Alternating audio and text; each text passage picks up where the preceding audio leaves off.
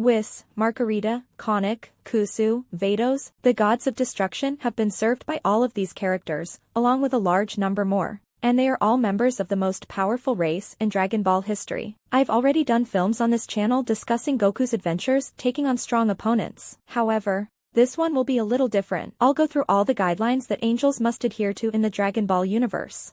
Consequently, if you're interested in learning everything there is to know about angels and the Dragon Ball world, subscribe to the channel and help me reach 4,000 view hours. Watching only requires 5 minutes of your time. And in those 5 minutes, you brighten my day and inspire me to create new videos every day for you. Therefore, if you enjoy Dragon Ball and want to keep up with all the news and peculiarities, stick around with me, you won't regret it. Alright, stick with the channel and let's watch the video. The initial question is about love. No god or human being can have a relationship with an angel. When Toyotaro decided to make Belmod and Margarita a loving pair in the same manner as Harley Quinn and the Joker, this rule became clear. Sadly, a Toriyama who didn't like the thought that an angel was in love with someone from the underworld put a stop to this plan. This led to the rejection of the notion of an angel and a deity of destruction or a mortal being together. That is simply not possible. Therefore, we might assume that is a form of rule that they must abide by. Angels and mortals cannot coexist, and neither can angels and gods. The most potent characters in Dragon Ball are, as everyone is aware, angels. These beings have dominion over time since they are the masters of the gods of destruction next. Real-world control is one of their many other abilities. And one of those skills is the ability to resurrect humans. As seen at the conclusion of the Tournament of Power when Whis effortlessly revived Frieza in a matter of seconds. However, this angel's power has a restriction. People who passed away a very long time ago cannot be revived. This was demonstrated when it was stated that Jiren's wish was to obtain the Dragon Balls in order to bring his master back to life. Therefore, not even angels could accomplish that. We are aware of this because Jiren might have benefited from Margarita's abilities while he was considered to be a god of destruction. He didn't, though. Therefore, there is a restriction on the ability to resurrect people. A regulation that prevents them from raising the dead.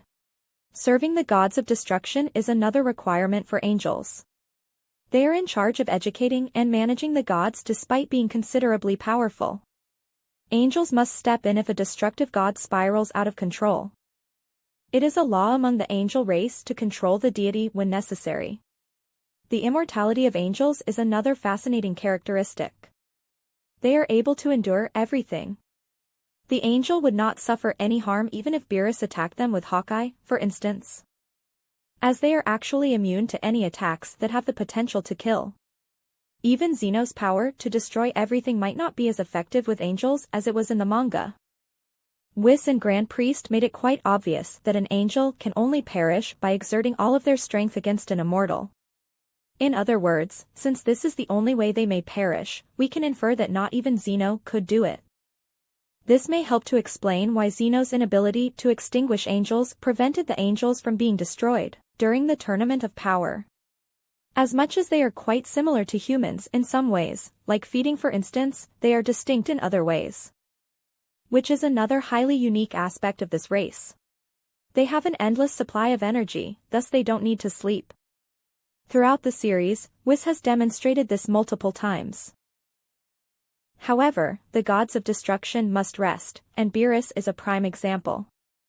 He slept for about 40 years. He once slept off while playing hide-and-seek with the gods of destruction. He then dozed off for 50 years. And that was the main factor in the gods of destruction beginning to despise him. The names of angels are something else that is incredibly fascinating. The names of the angels are puns on alcoholic beverages since they are the gods of destruction.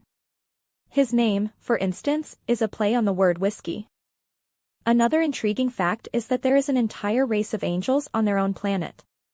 In addition to angels, it was also rumored to contain certain animals, including a bird by the name of Jirujiru. Surely a really lovely planet. Additionally, there is the rule that states that if angels fight, they will be destroyed. This should only be used when an angel is up against a deity or a mortal, though. If one angel is fighting another angel, there won't be any collateral damage. They won't be put to death. This is demonstrated by the conversation between Vados and Whis on the planet of Beerus, when Vados asserts his superiority over his sibling and Whis counters with the argument that he has improved much since the last time because of his training over 1,000 years. In essence, he claims that he outperformed his sister after training for a millennium. After hearing his brother's response, Vados made it apparent that he wanted to fight Whis. To see who was still the strongest after 1,000 years, she challenged Whis to a fight. Thus, it has been established that an angel is capable of combat with another angel. But if they come into contact with humans or destructive gods, they vanish. However, nothing happens when an angel is up against another angel. Additionally, we discovered that angels can become stronger thanks to this line. In other words, if they train, they will keep building up their power. This demonstrates yet again that angels lack a set or typical level of strength. They may exceed both their own and other people's angels as they train. And now, there's something that piqued my interest a little. The great priest's statement that he would detest it if any of his offspring perished. He also makes a very serious face while he says this, as though he would be really sad and enraged if something happened to any of his children. We can then conclude that he would run over everyone if something happened to the angels. The things that matter most to him, it seems, are his kids.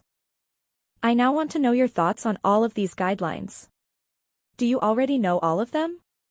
Which laws do you consider to be the strangest? And do you believe there is a risk that one day the angels might decide to rebel against all of these laws? That would be very awesome. If you liked this video, please leave a comment with your thoughts, and don't forget to like and subscribe to the channel. Until next time. Bye!